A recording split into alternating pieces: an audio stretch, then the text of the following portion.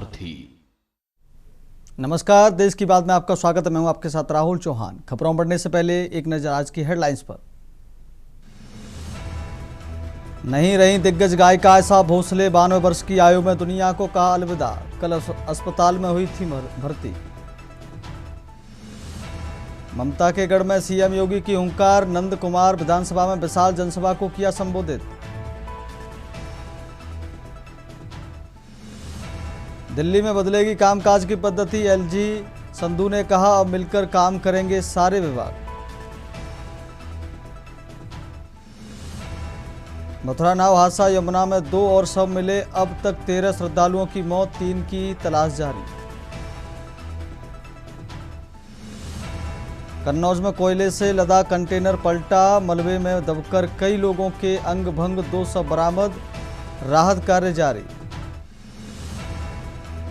उत्तराखंड में पंचायतों की खाली सैकड़ों सीटों से आरक्षण होगा खत्म, पंचायत निदेशालय ने शासन को भेजा प्रस्ताव। आप देख रहे हैं के न्यूज, खबरों का सारथी। अब सीधे चलेंगे खबरों के विस्तार में। मशहूर गायिका आशा भोसले हमारे बीच नहीं रही। 92 साल की उम्र में उन्होंने दुनिया को अलविदा कह दिया है। करीब 7 दशक तक सिनेमाई दुनिया में अपनी सुरीली आवाज़ का जादू चलाने वाली गायिका को कल शनिवार को तबीयत खराब होने के चलते अस्पताल में भर्ती कराया गया था। मुंबई के ब्रीच केडी अस्पताल में इमरजेंसी मेडिकल सर्विसेज यूनिट में उनका उपचार चल रहा था। दुनिया भर के फैंस दुआएं कर रहे थे, मगर रविवार को गायिका ने दुनिया को अलविदा कह दिया। बीते दिन शनिवार को आशा भोसले के तबीयत बिगड़ने की खबर आई।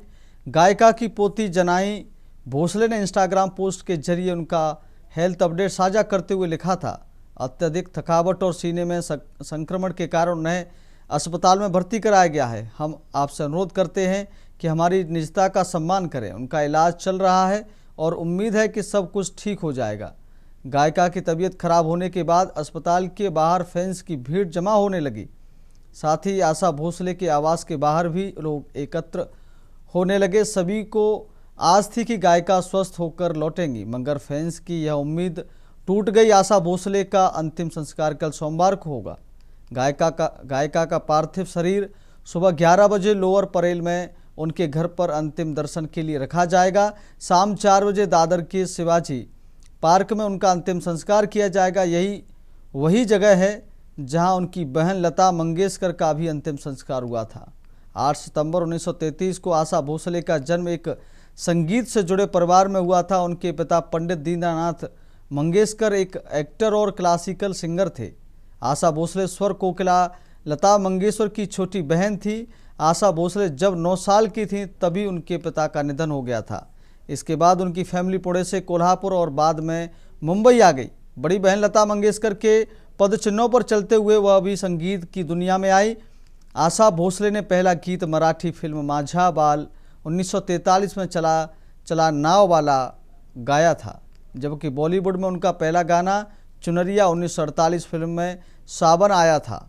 यहाँ से शुरू हुआ संगीत और गीतों का सफ़र 5 दशक से ज़्यादा समय तक चला और आशा भोसले देखते देखते भारतीय संगीत की दिग्गजों में शामिल हो गए।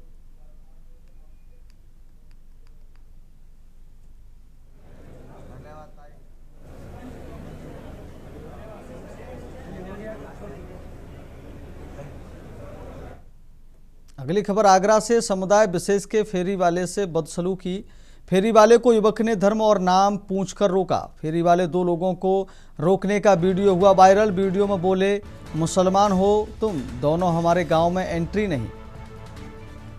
10 अप्रैल का बताया जा रहा वायरल हो रहा वीडियो। फतेहपुर सीकरी पुलिस ने आरोपी युवक का किया गिरफ्तार। मामले में वैधानिक कार्रवाई जारी, शांति व्यवस्था बनी हुई है।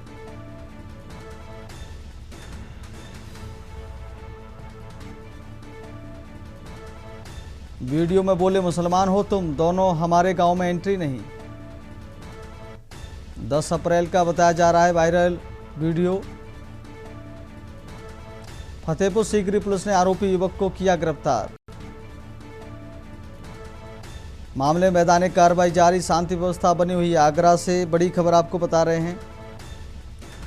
समुदाय विशेष के फेरी वाले से बदसलूकी। फेरी वाले को युवक ने धर्म और नाम पूछकर रोका। फेरी वाले 2 लोगों को रोकने का वीडियो हुआ वायरल। आगरा से इस वक्त की बड़ी खबर। वीडियो में बोले, मुसलमान हो तुम दोनों, हमारे गांव में एंट्री नहीं। वीडियो में बोले, मुसलमान हो तुम दोनों, हमारे गांव में एंट्री नहीं। आगरा से इस वक्त की बड़ी खबर। 10 अप्रैल का बताया जा रहा है वायरल वीडियो। प्यार से समझा रहे।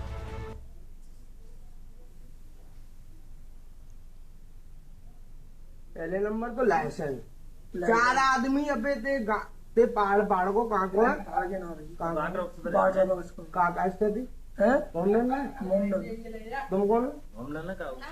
कहने का मतलब ये है माहौल खराब है, हमारे गांव में एंट्री नहीं है, यहाँ पे कोई भी आएगा नहीं। मैं तो कई दिन से मना कर रहा हूँ, पहली बार तो समझाता हूँ, दोबारा मिल जाएगा तो फिर मैं आपको हम तो पहली बार आए तो मत आओ ना। नहीं, हमारे गांव में आना नहीं है, आप जा सकते हो, यहाँ पे फेरी नहीं लगाएंगे। गांव में कहूँ बेचो, कोई से गांव में बेचो, उन्देर में नहीं बेचेंगे, ठीक है। जय श्री राम, जय गौ माता, तुम जाओ, यहाँ उन्देर में नहीं बेचेंगे, प्यार से समझा रहे। रामपुर से इस वक्त की बड़ी खबर। होटल रेस्टोरेंट पर पुलिस की छापेमारी, एनओसी सहित अन्य अभिलेखों की जांच की। छापेमारी सूत्र, पुलिस की छापेमारी से संचालकों मचा हड़कंप। होटल रेस्टोरेंट संचालकों से हो रही पूछताछ।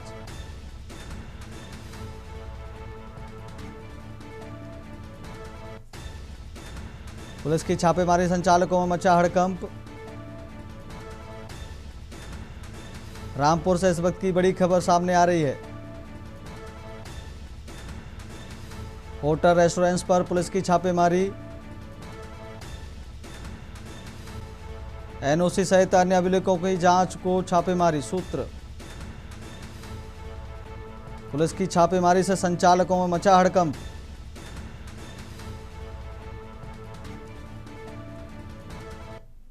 खबर वाराणसी से, जहां संकट मोचन संगीत समारोह के 103वें संस्करण आयोजित हुआ। इस साप्ताहिक आयोजन में पूरी रात चले कार्यक्रमों में देश विदेश के चोटी के साधक शामिल होने पहुंचे, जिनमें शास्त्रीय संगीत के 155 साधकों, 11 पद्म पुरस्कार प्राप्त कलाकारों के अलावा दर्जनों युवा कलाकारों ने संगीत में हनुमंत स्वारांजलि प्रस्तुत कर श्रद्धालुओं को भाव विभोर बनाए रखा। खास बात यह रही कि तकरीबन 1.5 दर्जन मुस्लिम कलाकारों ने अपनी प्रस्तुतियों से अपनी कला प्रतिभा को साबित करते हुए सुर के कद्रदानों की बाही बटोरी। संगीत समारोह में जहां कला साधक श्री हनुमंत प्रभु की भक्तिर रसधार बहा रहे थे, वहीं दूसरी तरफ बीएचयू के न्यूरोलॉजिस्ट प्रोफेसर विजयनाथ मिश्र के संयोजन में सैकड़ों कलाकारों द्वारा हजारों की संख्या में कला दीर्घा में बनी पवन सुत के विभिन्न मुद्राओं के प्रदर्शित चित्र दर्शकों के आकर्षण का केंद्र बने थे। समारोह के दौरान इस वर्ष संगीत, कला और साहित्य की त्रिवेणी का समागम दिखाई दिया। शतकीय पारी पूरी कर चुके विश्व संकट मोचन संगीत समारोह में पखावज साधक पंडित अमरनाथ मिश्र, स्वर्गीय पंडित रविशंकर गुलाम अली, भारत रत्न उस्ताद बिस्मिल्लाह खान, पंडित किशन महाराज, पंडित शामता प्रसाद मिश्र, गोदई महाराज, पंडित जसराज, पंडित राजन साजन मिश्र, पंडित महादेव मिश्र, पंडित बिरजू महाराज, उस्ताद राशिद खान, डॉक्टर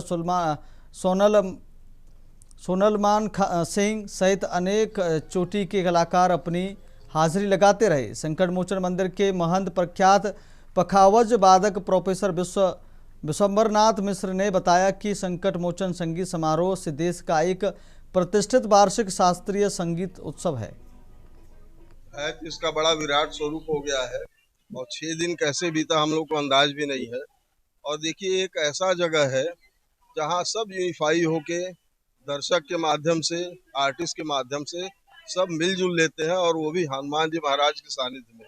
आप देखिए, एक से एक प्रस्तुतियां हुई और इस बार यंग लोगों ने खास करके मन संभाला है। अब इसके बाद भी जो कार्यक्रम है वो यंग लड़के का ही है। तो आप देखिए, ये अगली पीढ़ी अपना जो शास्त्रीय संगीत में जो आगे कदम बढ़ा रही है, हम समझते हैं ये बड़ा स्वर्णिम युग आएगा। लड़के एक से एक परफॉर्मर है।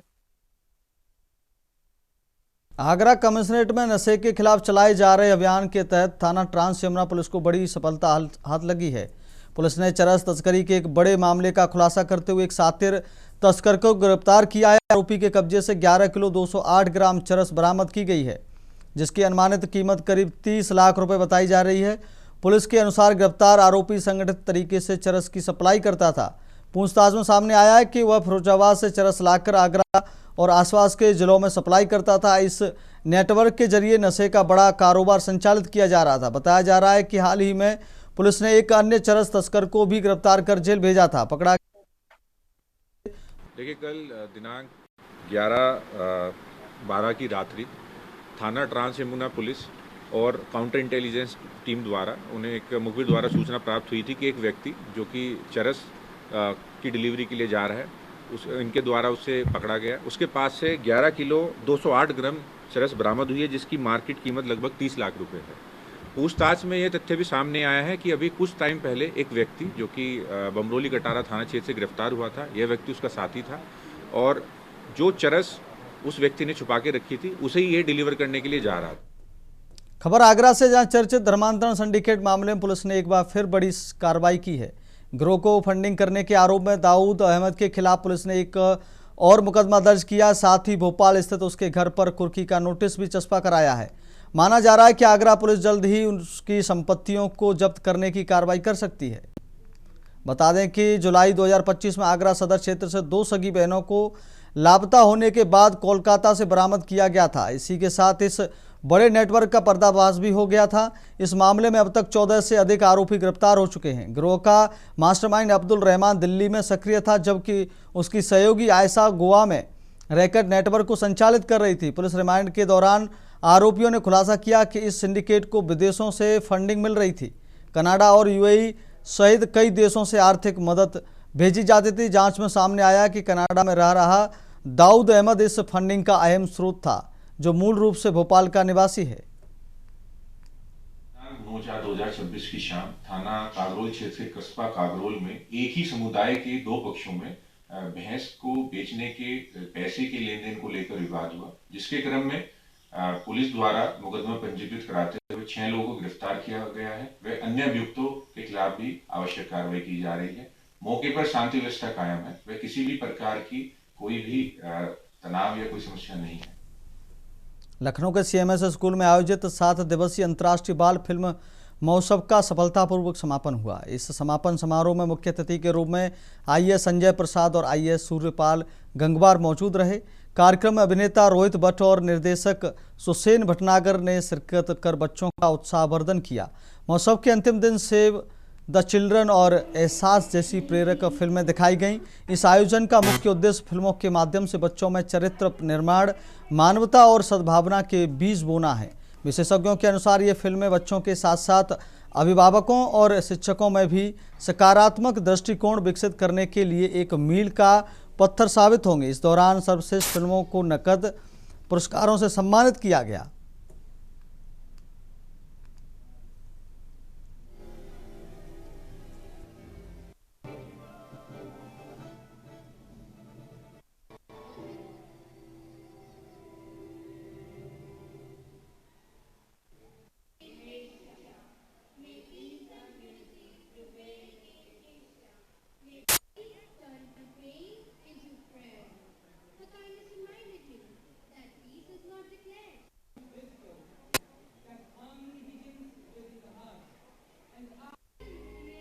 और ये इस फिल्म फेस्टिवल का, बच्चों के फिल्म फेस्टिवल का, चिल्ड्रंस फिल्म फेस्टिवल का 15वां साल है।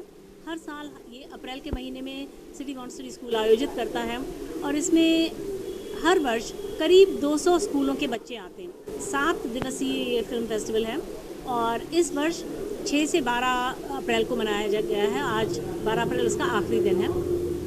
इसका उद्देश्य है कि बच्चों के अंदर अच्छी भावनाएं जागृत हों, उनको मनोरंजन भी मिले, लेकिन साथ के साथ उनको एक बहुत ही सुंदर और जेंटल तरीके से इस बात का भी आभास हो जाए कि विश्व में जो इतनी विविधता है वो कितनी सुंदर है। तो जो नॉर्मली थिएटर्स में नहीं आती है उनको यहाँ देखने का अवसर। बहुत बहुत धन्यवाद। बाराबंकी जिले के देवा नुमाइश मैदान में बाराबंकी बिग बैश सीजन 2 का भव्य और धमाकेदार आगाज हुआ। तो उद्घाटन मैच की शुरुआत क्षेत्राधिकारी नगर संगम कुमार द्वारा फीता काट कर की गई। टूर्नामेंट के पहले मुकाबले में चंडीगढ़ से आए, जिसे देखने के लिए बड़ी संख्या में क्रिकेट प्रेमी मैदान में मौजूद रहे।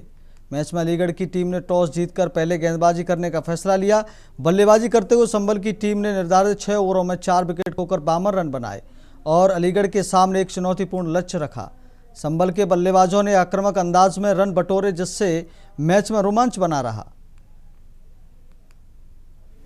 और मैं सोचता हूँ आगे भी ऐसे टूर्नामेंट होते रहेंगे, क्योंकि मनीष भैया हमारे बड़े भैया हैं, हमें बुलाते भी हैं और उनका बहुत बहुत धन्यवाद। 16 को हमारा फाइनल है और यहाँ पे टोटल 16 जिलों, जिसमें बिहार से भी हमारी एक टीम आई है और एक टीम हमारी उधम सिंह नगर उत्तराखंड से आई। बाकी हमारे जो 14 जिले हैं यूपी के, जैसे अलीगढ़ हो गया, बहराइच हो गया, गोंडा हो गया, फैजाबाद, आपका प्रयागराज हो गया और फिरोजाबाद, ऐसे ही करके 14 डिस्ट्रिक्ट यूपी के भी हैं। एक तरीके से तो कहें हम इसको नेशनल लेवल के टूर्नामेंट हो गया, क्योंकि यहाँ पे टोटल 3 प्रदेशों ने पार्टिसिपेट किया हुआ। कितना ज़रूरी है खेलों का इस जीवन में? देखिए, खेलों का जरूरी तो कहते नहीं कि खेलेगा इंडिया बढ़ेगा इंडिया। स्पोर्ट्स आजकल ऐसी चीज़ हो गई है कि जिसके बारे में कहते हैं कि पहले होता था कि लोग टेनिस को कहते हैं कि अरे टेनिस बॉल का क्रिकेट खेल रहा है तो बच्चा बर्बाद हो गया। सीधा लेकर चलते आपको देहरादून, जहां पुष्कर सिंह धामी स्थलीय निरीक्षण करने पहुंचे। जो कार्यक्रम नियोजित है उस कार्यक्रम का स्थलीय निरीक्षण करने पहुंचे हैं पुष्कर सिंह धामी। आपको तस्वीरों में नजर आ रहे हैं।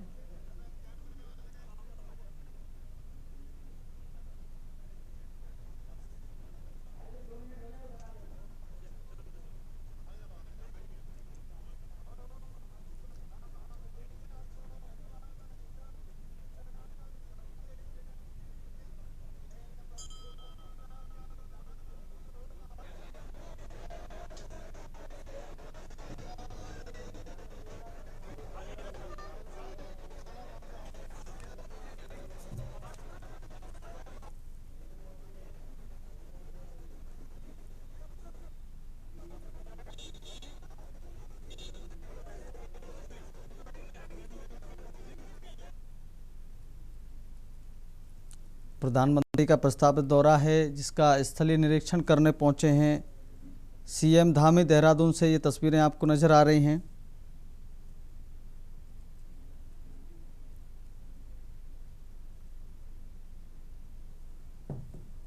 प्रधानमंत्री नरेंद्र मोदी उत्तराखंड 14 अप्रैल को दौरा प्रस्तावित है। इस दौरान वे दिल्ली देहरादून एक्सप्रेसवे और ये जो तस्वीरें आपको नज़र आ रही हैं ये कार्यक्रम स्थल की तस्वीरें हैं, जहां स्थलीय निरीक्षण करते नज़र आ रहे हैं पुष्कर सिंह धामी। 14 अप्रैल को प्रधानमंत्री यहां पहुंचेंगे।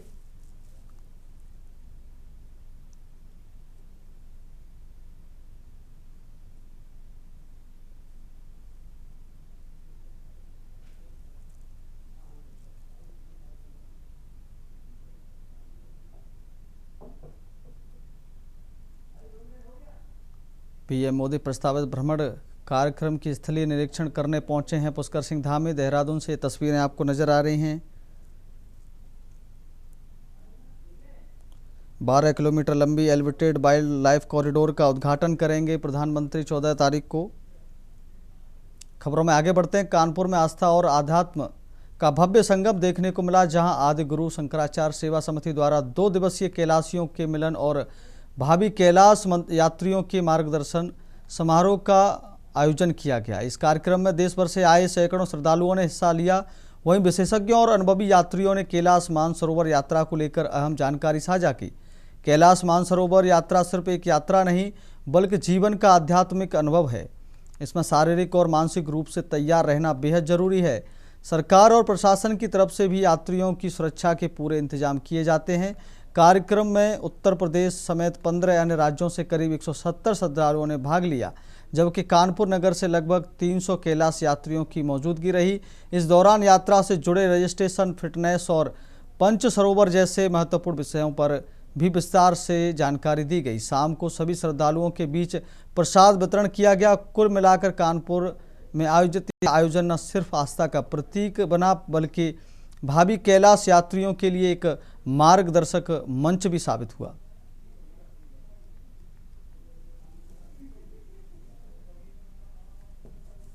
आश्रम में आदि गुरु शंकराचार्य जी का हमने पिछले साल भी यहाँ पर कार्यक्रम किया था। 2019 से यात्रा बंद हो गई थी 6 साल के लिए।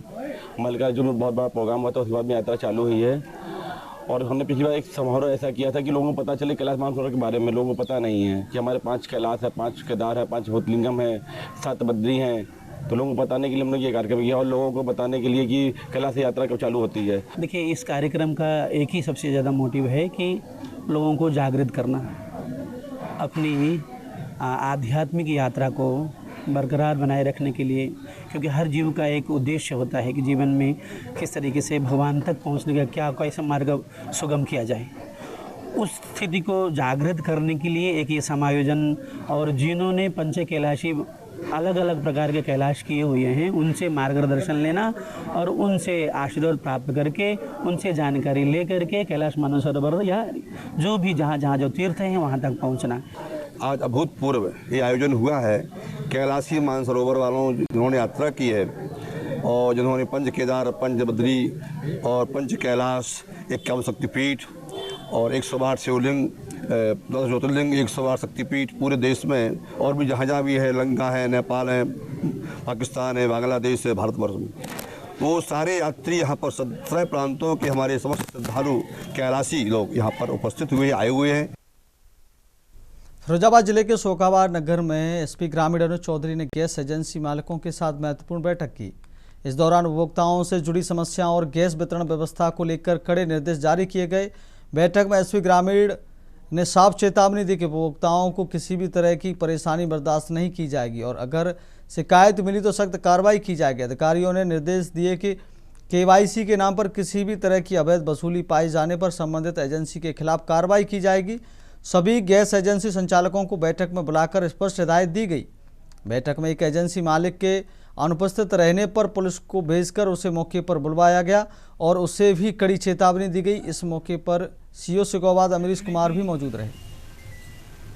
ये गैस सिलेंडर को लेके जैसे पब्लिक में एक भ्रम फैल रहा है या कुछ लोग ज़्यादा एजेंसियों पे इकट्ठे किए जा रहे हैं, तो इस संबंध में सभी गैस एजेंसी वालों को बताया गया कि भाई ये आपके द्वारा एक तो सीरियल वाइज नंबरिंग के हिसाब से सिलेंडर दिए जाएं और एक मैसेज उनसे पूछा गया भाई कोई इस तरह की समस्या है क्या, गैस कम आ रही है, कुछ ऐसा, उनके द्वारा बताया गया नहीं, पर्याप्त रूप से गैस मिल रही है और कोई इस तरह की कोई समस्या नहीं है।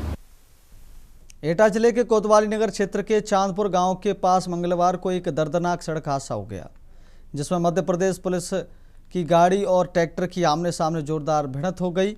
हादसे में 4 पुलिसकर्मी घायल हो गए जबकि एक व्यक्ति की हालत गंभीर बताई जा रही है। जानकारी के अनुसार मध्य प्रदेश पुलिस की भोपाल SOG टीम किसी मामले में दबिश देने के लिए जा रही थी, तभी यह दुर्घटना हो गई। अचानक हुई टक्कर से मौके पर अफरा तफरी मच गई।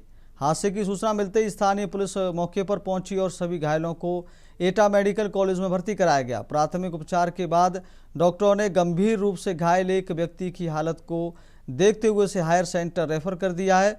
बताया जा रहा है कि MP पुलिस की टीम किसी आरोपी को पकड़ने के लिए दबिश देने जा रही थी, तभी यह हादसा हो गया। फिलहाल पुलिस पूरे मामले की जांच कर रही है और हादसे के कारणों का पता लगाया जा रहा है।